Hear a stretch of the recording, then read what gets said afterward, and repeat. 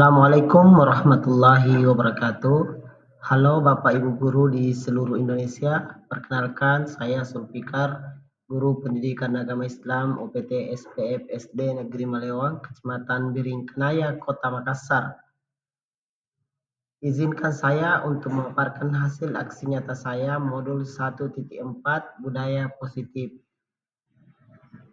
Bapak Ibu Guru yang kami hormati, yang bertindak sebagai fasilitator adalah Ibu Hajra Kadir dan yang bertindak sebagai pengajar praktik adalah Ibu Rika Fauzia. Tujuan aksi nyata saya kali ini yang pertama menciptakan murid yang merdeka dan disiplin diri yang kuat. Yang kedua, menumbuhkan budaya positif di sekolah dengan meyakini nilai-nilai kebijakan universal. Berikut video diseminasi pemaparan budaya positif saya di sekolah. Selamat menyaksikan.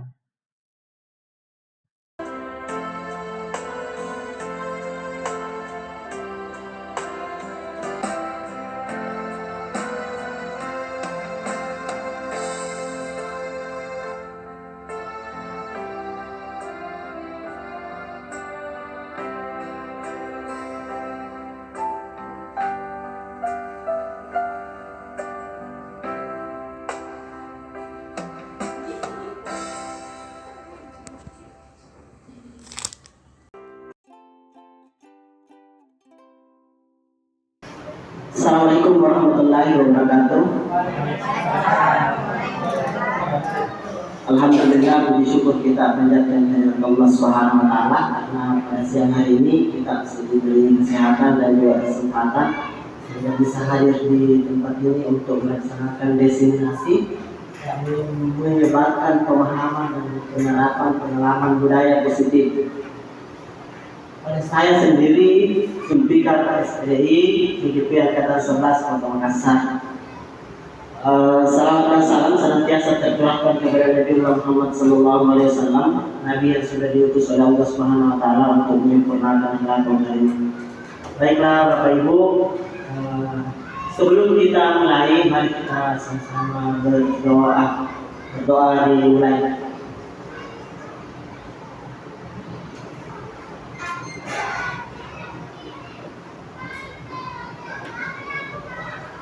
Berdoa selesai. Baiklah Bapak Ibu, sebelum kita lanjut ke pembahasan budaya positif, terlebih dahulu kita ice breaking dulu. Jadi ice breakingnya adalah tepuk semangat. Nah, tepuk semangat sudah kamu semua. Tepuk semangat, tepuk. Kasih contoh dulu ya. Jadi tepuk semangat.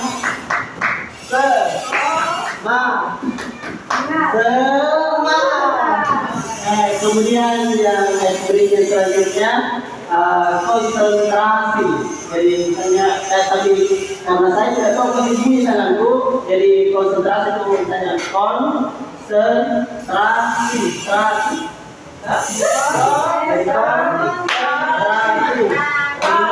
Ya, jadi nanti ada kata cepatnya.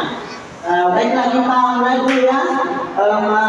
Tepuk semangat dan berdiri dulu supaya lebih semangat. Kita lihat ya. Ya. Mulai tepuk semangat.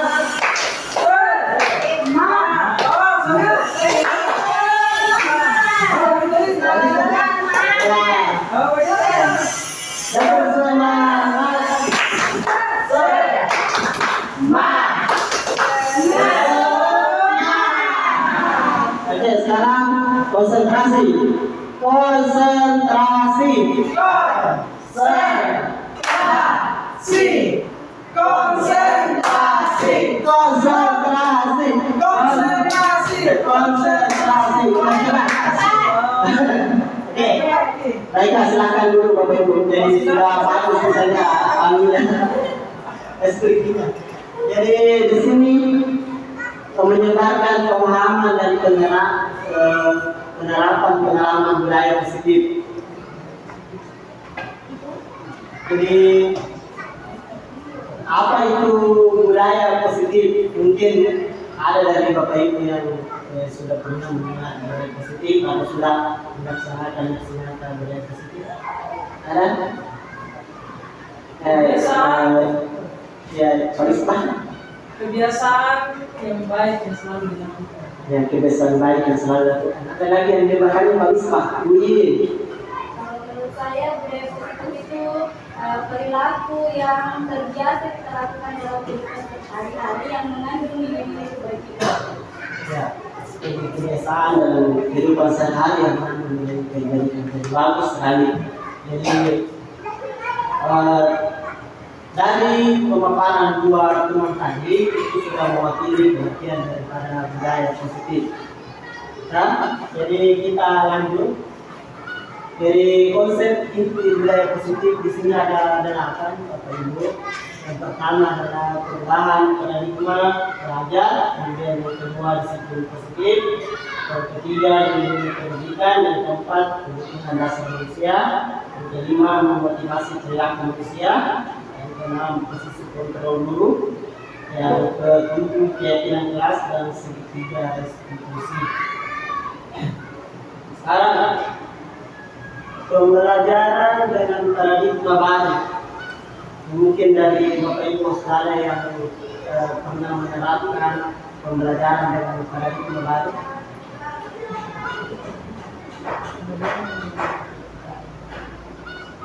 Sudah ada? Ibu Lin, silakan Bu. Baik, kalau saya Pak sudah mencoba menerapkan di kelas, jadi saya adalah di kelas 1, di mana paradigma baru, pembelajaran paradigma baru itu adalah pembelajaran berdiferensiasi dengan memperhatikan kodrat yang dimiliki anak, yaitu menyesuaikan dengan keadaan yang bijaksana sesuai minat dan bakat tersebut. Oke, baik, jadi bagus sekali ya dari Ibu Lin. Jadi pembelajaran paradigma baru adalah pembelajaran yang berdiferensiasi. Tepuk tangan dulu untuk Ibu Lin. Jadi dalam menerapkan pembelajaran diferensiasi ini kita sesuai tadi dengan kebutuhannya dengan memasukkan profil pelajar Pancasila. Jadi ada 6 elemen. Silakan masukkan. Tidak paham? Belakangnya Ibu Bima. Macet jalan.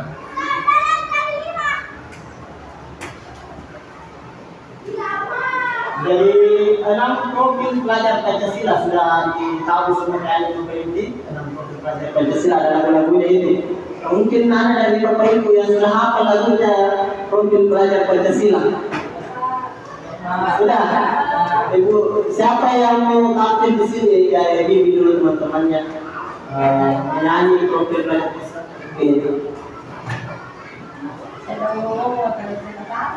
Oke, mari teman-teman kita menyanyikan bersama-sama lagu Profil Pelajar Pancasila. Kita pakai gerakannya. Oke, bisa berdiri semangat ya. Oke, 1, 2, 3, mulai. Pelajar Pancasila beriman dan bertakwa pada Tuhan Esa dan berakhlak mulia, berbineka gotong royong mandiri, kreatif dan berkreatif. Oke, pelajar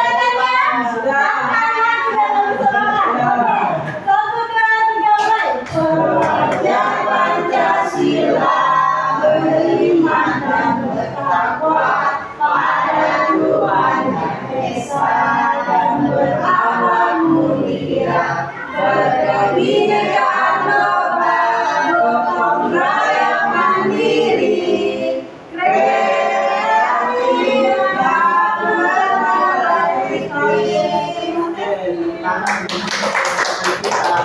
berkreatif.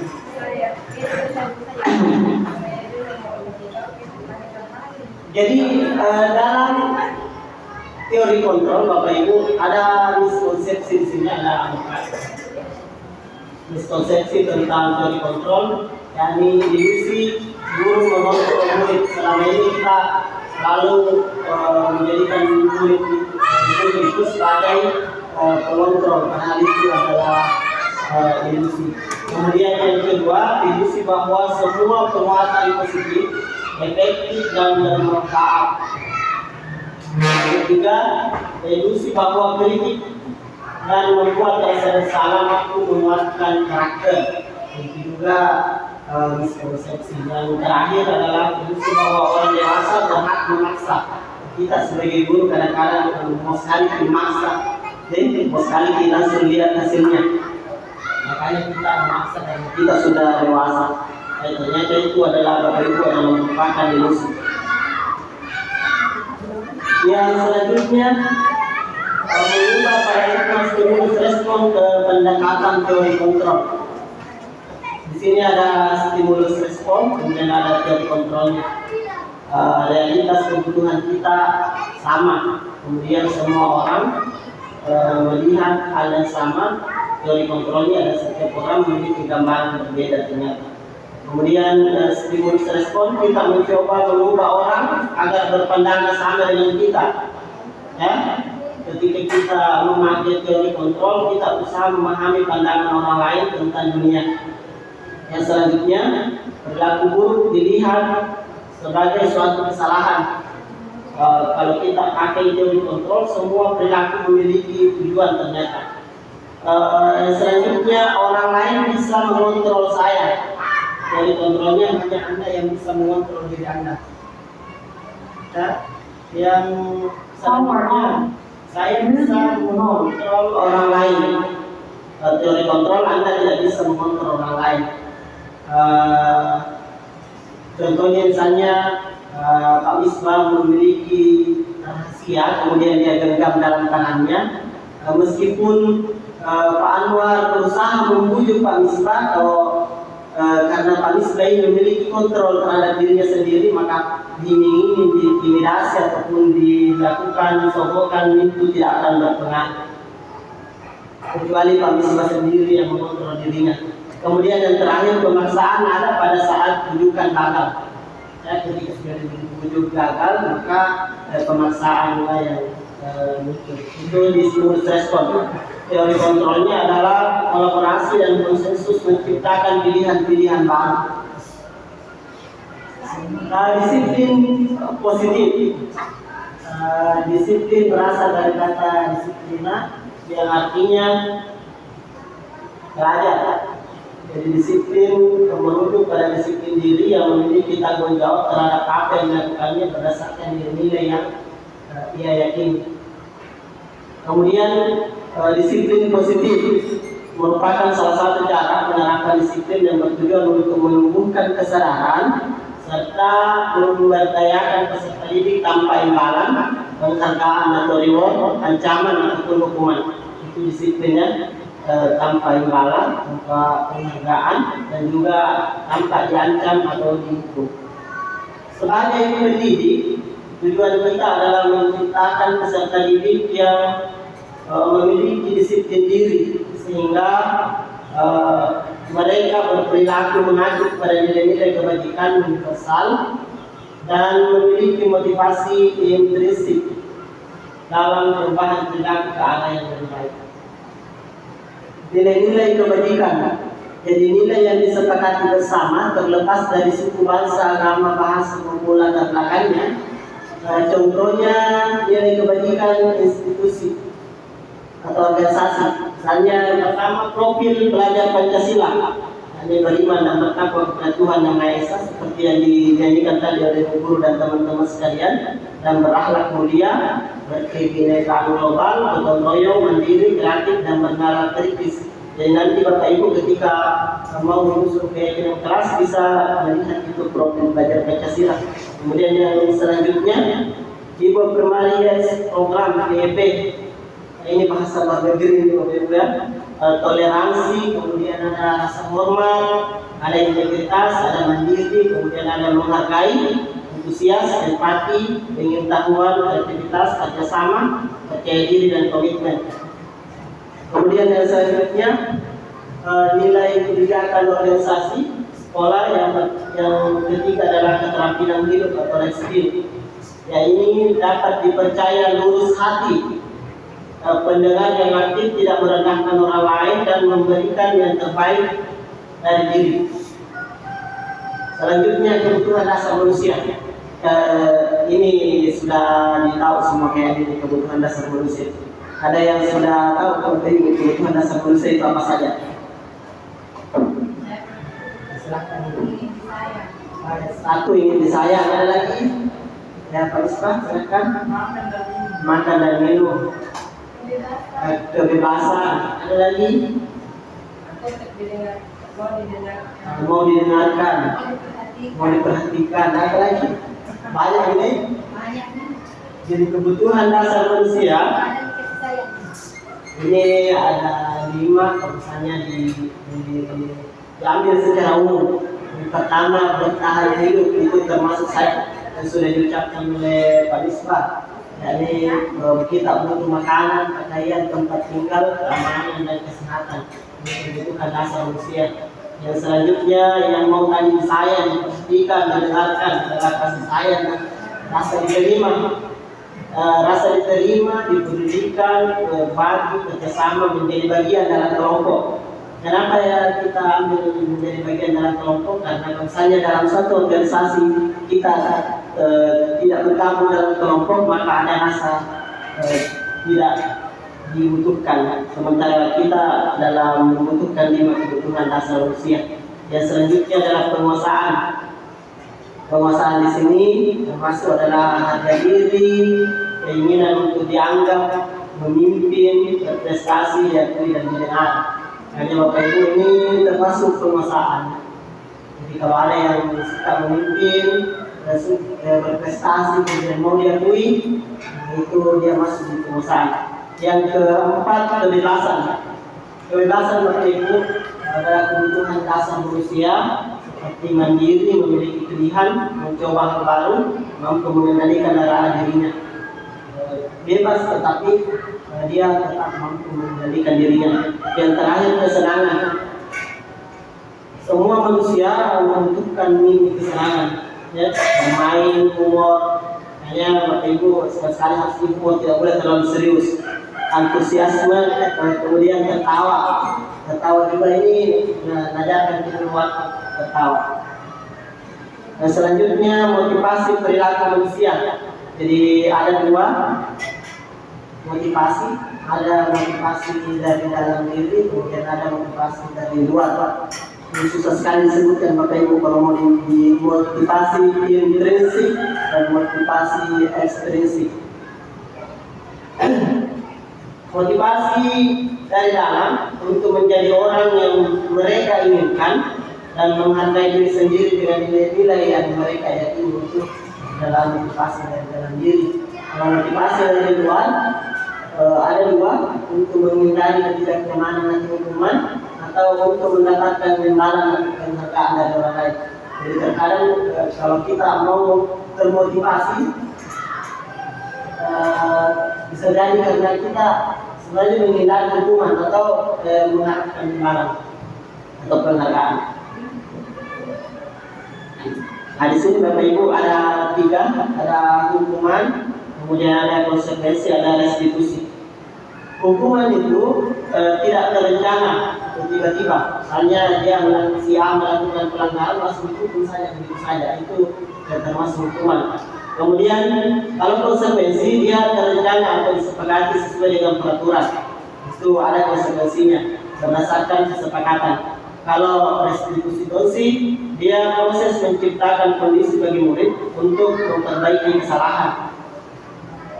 Yang kedua, murid tidak tahu apa yang akan terjadi dan tidak dilibatkan. Itu kalau hukuman. Jadi misalnya siswa akan membuang sampah begitu saja, kemudian diberikan hukum, mereka tidak tahu bahwa tiba-tiba nanti misalnya saya buang sampah akan diberikan hukuman seperti apa. Kalau dia konsekuensi, murid tetap dibuat tidak nyaman. Jadi karena misalnya kalau kamu buang sampah, konsekuensinya kamu harus membersihkan seluruh lingkungan sekolah. Itu kalau konsekuensi.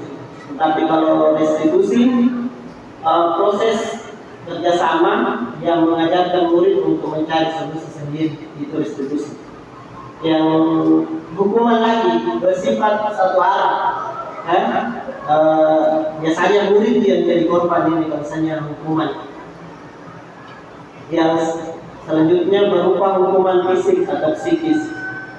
Konsekuensinya sikap guru selalu memonitor murid. Jadi ketika kita pakai hukuman atau konsekuensi, maka di situ guru berperan aktif selalu mengontrol dan lain-lain sebagainya.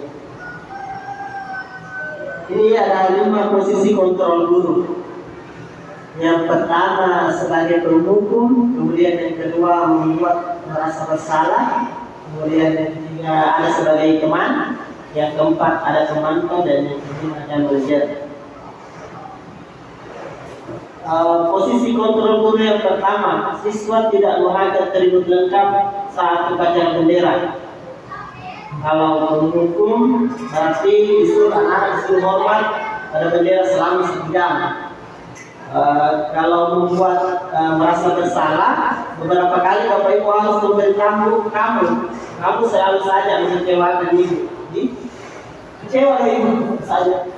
Selalu beberapa kali dikasih tahu tetap seperti itu ya. Tetap masih tidak lengkap atributnya. Itu banyak sekali yang berbaris di bimbing. Kemudian yang selanjutnya sebagai teman. Kalau sebagai teman itu kurang lebih kata-kata begini. Ayo dong, ikuti aturan sekolah, tolong bantu Bapak Ibu ya. Dari ini ya sudah tidak apa-apa, lain kali jangan sampai berbuat seperti ini lagi ya. Yang selanjutnya pemerintah. Kamu sudah melanggar aturan sekolah, kamu tahu konsekuensinya. Setelah upacara kamu beli atributnya informasi dan jangan diulangi lagi. Ini kalau misalnya kita sebagai pemantau. Yang terakhir yang paling bagus adalah sebagai manajer. Kita ketika ada anak-anak yang tidak memakai atribut lengkap saat upacara bendera, kita bertanya apakah kamu tahu kesalahanmu. Jadi ditanya dulu apa kesalahannya, kemudian kira-kira bagaimana kamu memperbaiki kesalahan. Ditanya dulu baik-baik sesuatu, kemudian diberikan keyakinan supaya dia berubah sendiri. Nah itu supaya manajer.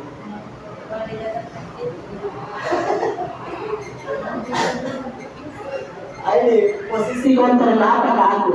Kalau misalnya ada yang bilang saya kecewa sekali dengan kamu, kira-kira dia masuk sebagai posisi kontrol yang mana? Mana ada merasa salah? Merasa salah? Iya, saya teman. Kecewa Kak? Kecewa. Tapi kadang-kadang lagi nyupir Kak. Berarti dia membuat rasa bersalah ya? Kecewa sama kita. Kemudian yang kedua, kamu tidak pernah benar melakukannya. Saya ke anak-anak kamu ini tidak pernah benar melakukannya. Dia posisi kontrol apa itu? Merasa bersalah ini. Merasa bersalah. Merasa bersalah ini kamu tidak bisa melakukannya. Menghukum tapi dalam bentuk verbal. Iya lah, tadi bukan berupa fisik. Ya, kamu memang tidak pernah benar melakukannya. Iya, sudah dijelas. Iya, langsunglah. Ada perasaan disebut tapi dan namanya itu apa sih alasannya tuh? Langsung saya katakan bahwa kamu salah. Tidak ada penjelasan. Kamu terus yang berbuat salah. Selanjutnya harus ditanya ya, siswa ditanya dulu kenapa, jangan dia sakit atau tinggal jalan dari ada keluar atau sakit perut. Sekarang di sini yang bisa ditanya. Kalau dia terus yang seperti itu, membuat masalah itu. Ya, selanjutnya apa rencanamu untuk menyelesaikan ini? Manajer ya ditanya bagaimana rencanakan jadi siswa dilibatkan, merasa dilibatkan di situ. Jadi dia manajer. Yang selanjutnya, ayolah lakukan demi Bapak Ibu. Tanya, kita semua bagaimana itu Bapak Ibu? Ya pernah alami semua Kak. Ini Sudah pernah semua alami. kamu tidak akan mendapatkan nilai kalau tidak mengerjakan tugas. Hukum ya. Jadi ada kalau misalnya dia konsekuensi ini, kalau misalnya tidak ini tidak dapat nilai, ini berarti tidak dapat hadiah. Nanti ya. Kita masuk di keyakinan kelas. Mengapa kita harus keyakinan kelas? Kenapa bukan peraturan kelas? Ada yang mau berkomentar Bapak Ibu? Budi atau Pak Noah atau sedikit? Adin? Kenapa kita harus buat keyakinan kelas? Kenapa bukan peraturan kelas saja seperti tahun-tahun saat kita sekolah dulu itu peraturan kelas? Iya. Oke, terima kasih. Menurut saya kalau peraturan kelas itu bersifat satu arah, yaitu pembuat keputusannya yaitu guru sendiri. Sedangkan keyakinan kelas dibuat bersama-sama dengan siswa dan diyakini bahwa apa yang kita lakukan itu adalah yang baik dan kalau tidak dilakukan itu merupakan sesuatu yang tidak baik dan melanggar keyakinan kelas. Seperti itu. Terima kasih. Terima kasih banyak. Tepuk tangan dulu untuk teman kita. Jadi begini berdasarkan tadi penjelasan dari Ibu Guru, kenapa kita pakai keyakinan kelas dan kenapa bukan keyakinan kelas. Ini pembentukan keyakinan kelas. Yang pertama bersifat abstrak. Apa itu bersifat abstrak? Tidak nyata. Kemudian yang kedua berupa pernyataan yang universal. Umum ya. Ya keseluruhan dibuat dalam pernyataan positif. Dibuat dalam pernyataan positif. Yang keempat sedikit saja agar mudah diingat. Misalnya kalau dia ada tata tertib kelas, dilarang lari-lari ke dalam kelas. Kira-kira kalau dibuatkan kalimat positif seperti apa?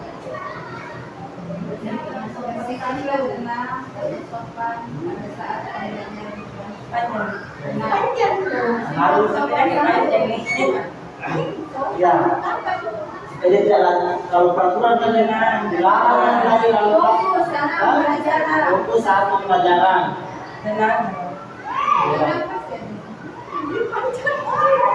Tidak tahu dibilang satu berkata, bilang intinya, tapi harus jelas juga. Ya. Dan harus kalimat positif.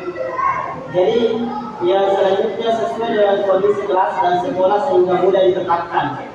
Jadi bisa jadi Bapak Ibu keyakinan kelas kita di sini berbeda dengan murah, berbeda dengan Sudirman dan berbeda dengan SD Atira. Jadi disesuaikan dengan kondisi dan keadaan kelas atau sekolah kita. Yang terakhir, semua warga sekolah atau warga kelas dilibatkan saat membuat keyakinan kelas.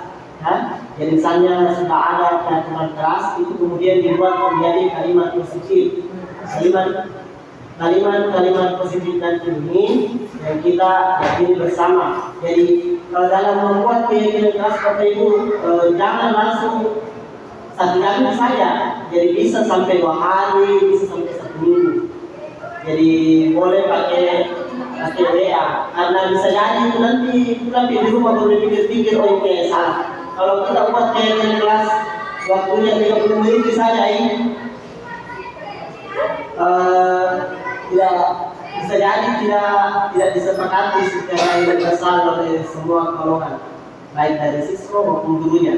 Dan kalau boleh guru mata pelajaran karena kita masih steady dilibatkan juga di mata pelajaran. Jadi sudah ada keyakinan kelas itu juga nanti dipakai di mata pelajaran di bahasa Inggris, di penjas bersama dengan kelas. Boleh begitu Bapak Ibu.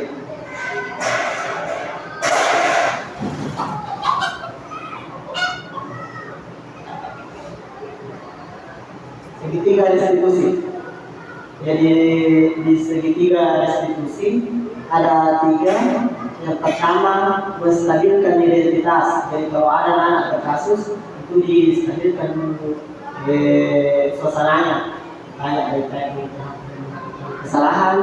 Kemudian validasi tindakan yang salah. Jadi ditanya apakah yang Anda lakukan itu salah atau benar.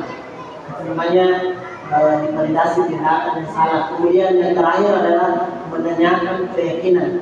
Kira-kira bagaimana apa yang akan Anda lakukan untuk bisa supaya tidak diulangi lagi kesalahan yang sama. Itu namanya menanyakan keyakinan.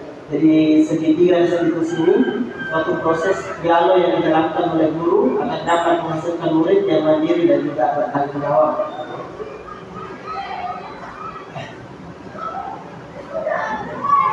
Ini ada contoh menstabilkan identitas berdasarkan prinsip membuat kesalahan adalah bagian dari proses pembelajaran.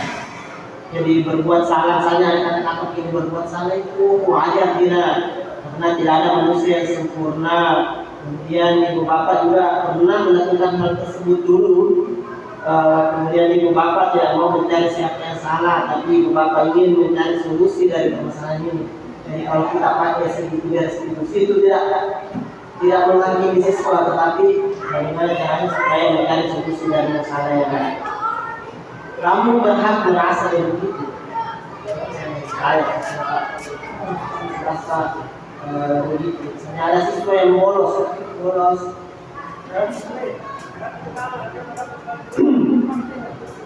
Yang kedua, validasi tindakan yang salah. Ini ada siswa yang terlindung sedikit di anak-anak yang video tidak melihat. Ini ada siswa salah kepalanya itu. Validasi tindakan yang salah. Kata-katanya itu Bapak Ibu bisa berupa kamu pasti punya alasan mengapa melakukan itu.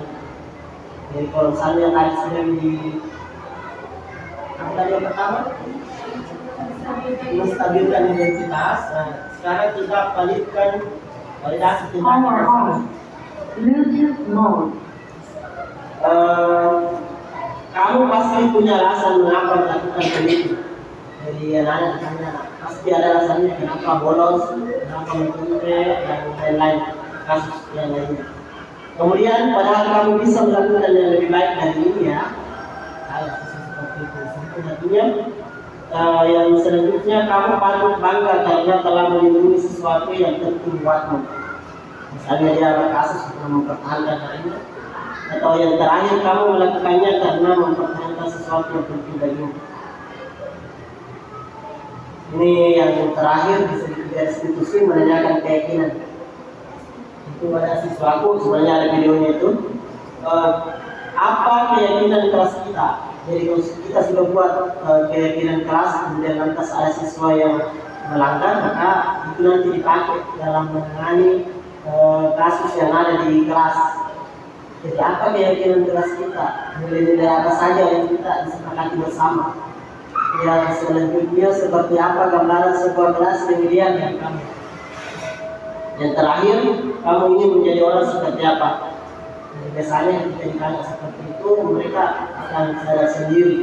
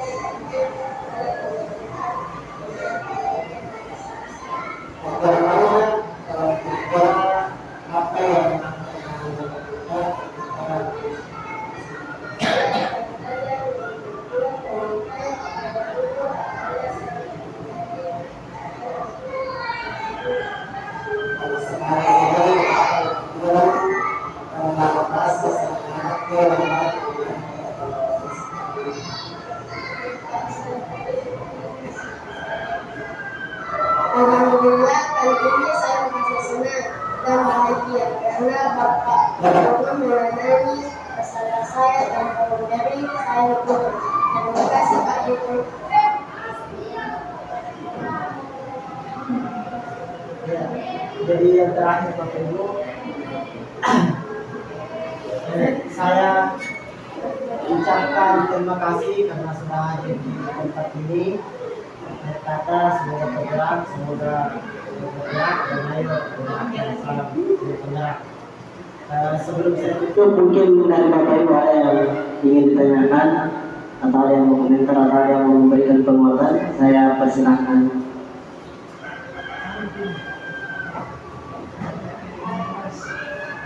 Oke, silakan.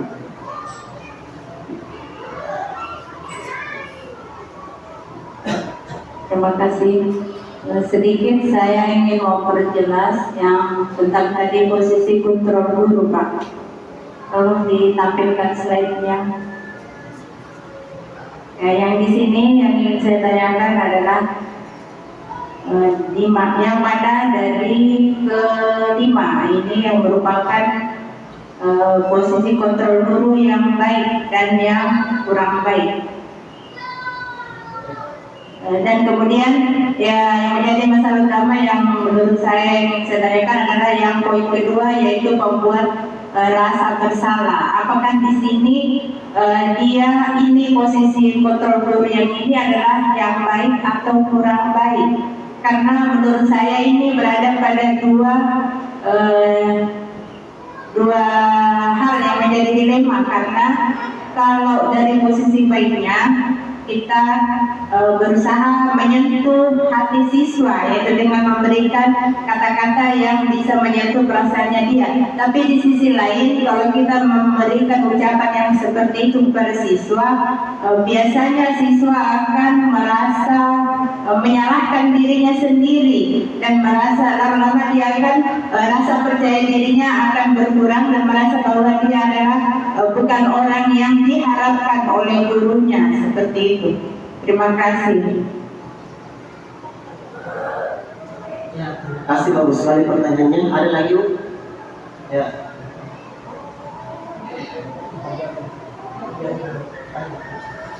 Oke, terima kasih atas kesempatan yang diberikan. Sama dengan posisi kontrol guru. Di sini yang saya tanyakan tadi sebagai manajer, ya, kita menanyakan anak itu kesalahannya apa yang seharusnya dibuat sehingga kesalahan itu tidak diulangi lagi. Seperti itu kan kalau manajer. Tapi saya mau tanya kepada Bapak, apa tindak lanjutnya ketika kita tahu anak itu tidak memperbaiki kesalahannya sendiri?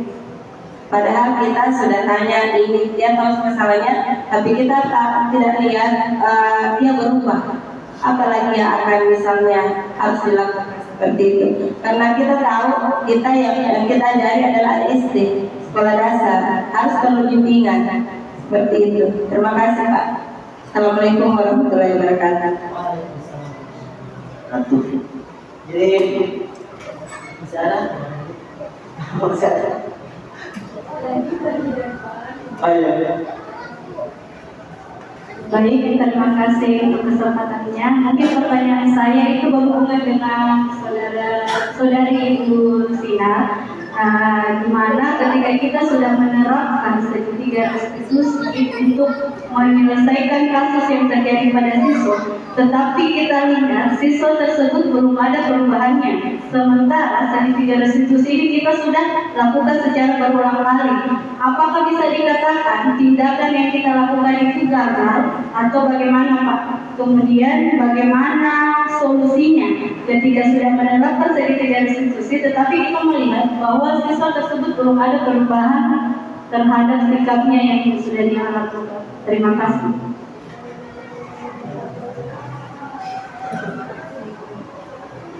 Ya, baiklah Bapak Ibu. Jadi pertanyaan pertama dari Ibu Sri Mulyani, misalnya posisi kontrol guru, ini tadi ya, membuat rasa bersalah dengan manajer. Kalau kita lihat Bapak Ibu dulu, posisi kontrol yang paling baik memang adalah posisi yang kelima manajer. Kenapa begitu? Karena di sini kita mengatur anak-anak dengan memberikan penguatan dan juga menanamkan nilai-nilai yang sudah diyakini bersama yang ada dalam keyakinan kelas. Itulah kenapa posisi manajer ini menjadi posisi yang paling bagus dalam mengontrol anak-anak kita, khususnya di anak-anak SD. Kemudian dibanding dengan misalnya pemantau, kalau pemantau kita akan menjadi banyak tugas karena misalnya kita pantau semua anak dari dari awal sampai terakhir, meskipun ini juga boleh dilakukan. Tetapi kalau misalnya ditanya siapa yang mana yang paling bagus, memang manajer yang paling bagus. Kemudian misalnya ada teman, ada pembuat rasa bersalah, itu kalau misalnya kita pakai yang kedua ini membuat rasa bersalah itu biasanya mana tertekan jiwanya, tertekan karena kita seolah-olah menghakimi mereka. Kau memang tidak pernah sadar, misalnya dibuat merasa anak bersalah. Jadi dari segi kejiwaan mungkin yang sudah dipelajari oleh semua para pendidik dalam ilmu kejiwaan, ketika kita pakai membuat bersalah maka mungkin hari ini memang tidak terlihat dampaknya, tetapi mungkin 10 tahun atau 20 tahun ke depan kalau kita sering membuat anak merasa bersalah maka mungkin dia akan lebih minder. Jadi kalau misalnya tanya begini kan memang Power on. Bluetooth mode. saya tidak pernah berubah dalam menghadapi tadi digunakan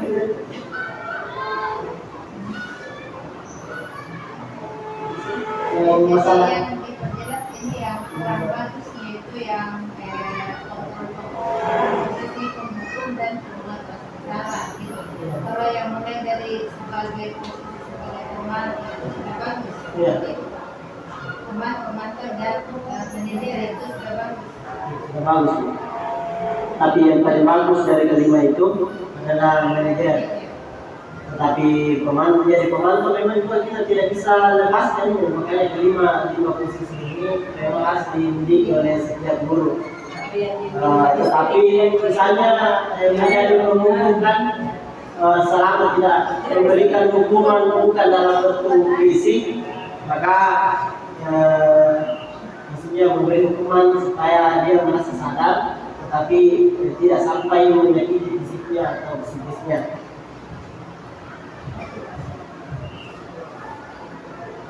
Ya, pertanyaan dari Ibu Sinar. Ya, Sinar.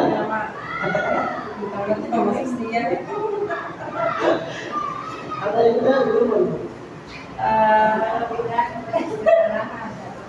Iya. Sudah posisi manajer. Kira-kira dari Bapak Ibu yang minta, kalau misalnya begini Bapak Ibu, kita sudah melakukan tadi distribusi 2 kali, 3 kali atau berulang-ulang gitu, tapi ternyata yang misalnya si A tidak berubah ya. Mana kira-kira kita berdasarkan pengalaman kamu dulu, jangan dari saya di atas. Ada yang sudah pernah mengalami seperti itu dalam menangani sistem kita sudah pakai sedikit institusi, ternyata besoknya ulang lagi, besoknya begitu lagi. Ada Bapak Ibu? Ayo, kamu sedikit untuk Ibu. Yang terima kasih. Mungkin apabila kita telah berulang kali memperingatkan atau menasihati siswa kita, tetapi belum ada terlihat perubahan, maka mungkin langkah yang harus kita lakukan adalah berusaha mencari tahu apa penyebab dari permasalahan atau permasalahan yang dihadapi oleh siswa tersebut, apa yang menjadi penyebab dari kesalahan yang dia lakukan tersebut. Kemudian apabila itu pun masih belum efektif, walaupun kita misalnya berhubungan berkomunikasi dengan orang tua dan orang tuanya pun mengatakan dia sudah diingatkan atau seperti itu, ya tugas kita kembali lagi hanya berusaha mengingatkannya terus menerus, karena di sini tidak diperbolehkan adanya hukuman. Jadi ya, hanya seperti itulah yang bisa kita lakukan. Seperti itu. Terima kasih.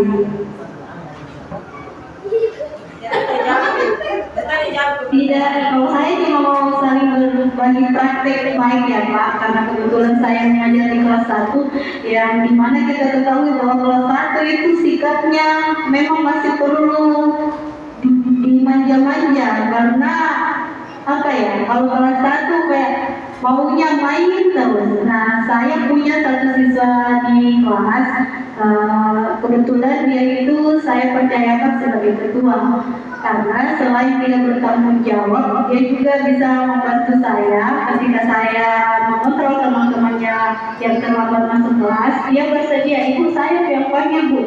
Jadi dia, saya lihat juga memiliki jiwa kepemimpinan.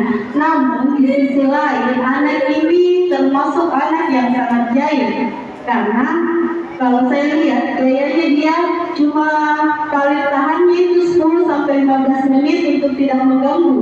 Selebihnya dia tengok kiri kanan, tidak terlepas pasti dia akan sedikit-sedikit dicolek oleh temannya atau disembunyikan barang-barang temannya. Intinya ada saja sikapnya yang bisa buat temannya ini jengkel. Nah, selama pembelajaran saya coba menerapkan segitiga restitusi.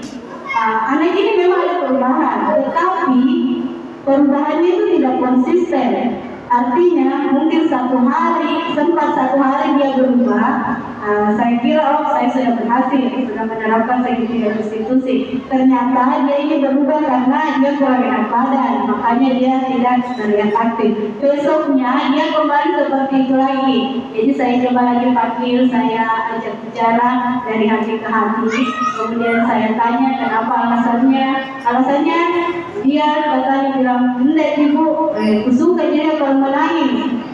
Ternyata ini anak cuma tak ada yang tadi amalannya kebutuhannya yang tidak terpenuhi dari dasar kebutuhan.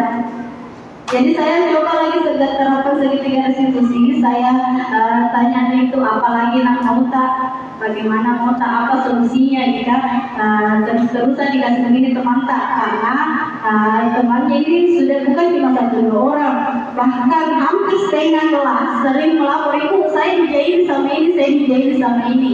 Makanya saya tadi bertanya, "Pak, saya sudah terapkan segitiga restitusi.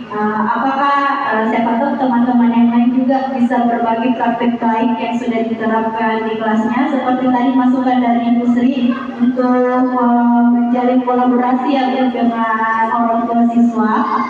Itu juga sudah saya coba terapkan, karena saya di grup itu setiap minggu saya mungkin tidak semua orang tua, tetapi ada beberapa orang tua yang memang saya cek secara pribadi mengenai perkembangan anaknya yang memang masih perlu bimbingan. Jadi itu juga coba saya lakukan. Siapa tahu teman-teman ada yang sama kasusnya dengan saya, ada yang siswanya juga seperti itu, atau ada coba cara lainnya yang sudah dilakukan sehingga kita bisa merubah siswa itu dari unsur intrinsiknya, bukan karena pengaruh dari luar, tapi pengaruh dari dalamnya. Bisa saling berbagi praktek, karena saya sudah mencoba. Mungkin atau cara saya yang belum maksimal ya. Siapa tahu bisa ada penguatan dari Pak Sulfikan atau teman-teman yang lain. Sekian dari saya kembalikan kepada materi. Ya, Ibu Siti bagaimana? Tadi pertanyaan Pak, misalnya sudah diterapkan segitiga restitusi di anak, tapi ternyata ulangi lagi ke depan. Kalau tadi sarannya Ibu Siti asli dengan tuanya, kemudian lebih intens lagi menjalin komunikasi dengan teman-temannya, supaya kita bisa menghadapi. Jadi kadang memang dalam menangani kasus kita sebagai guru harus menurunkan sedikit posisinya kita. Jadi dari guru menjadi teman supaya kita mengerti apa kebutuhan dia yang tidak terpenuhi. Karena bisa jadi dengan melakukan sebuah kesalahan karena lima kebutuhan tadi dia tidak terpenuhi. Makanya di lain waktu dia ulang lagi kesalahan bersama. Tapi memang ketika kita kembali lagi bahwa kita sebagai seorang guru memang harus lebih banyak bersabar dalam menghadapi anak-anak karena kita tidak bisa ketika kita sudah melakukan satu teori menerapkan satu permasalahan dan kita mau lihat hasilnya langsung berhasil karena memang begitu tugas kita menjadi seorang pendidik beragam. Jadi mungkin ketika tadi sudah dilakukan sedikit tidak berhasil maka ya selanjutnya dengan lebih banyak hasil pendidik dan juga Allah Subhanahu. Kita sudah ditanyakan mungkin sudah tidak diskusi maka solusinya adalah lebih banyak dan juga orang tuanya. Ini kemudian di sana. Ada lagi tambahan dari ya selanjutnya pertanyaan dari Ibu ini. Apa jadi? Jadi memang sedikit restitusi ini hanya salah satu cara untuk menangani kasus. Jadi sebenarnya di luar sana itu ada banyak cara yang bisa kita lakukan, misalnya dengan pendekatan sosiologis, kemudian pendekatan agama. Boleh juga kita pakai pendekatan agama ketika Rasulullah.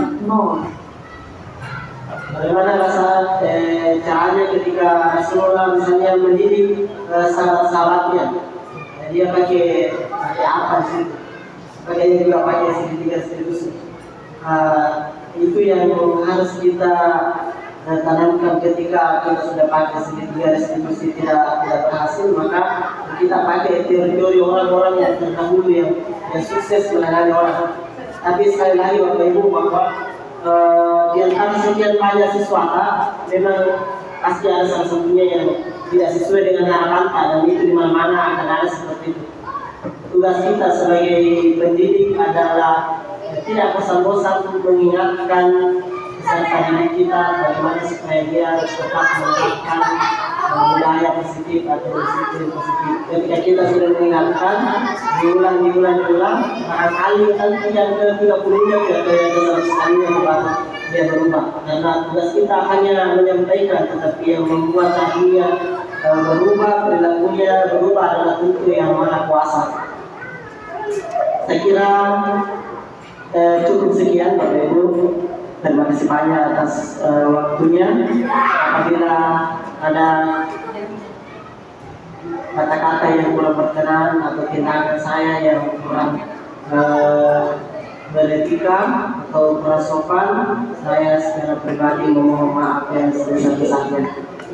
Demikianlah yang sempat saya sampaikan. Allahumma wafiqillah wa Assalamualaikum warahmatullahi wabarakatuh. Selamat siang.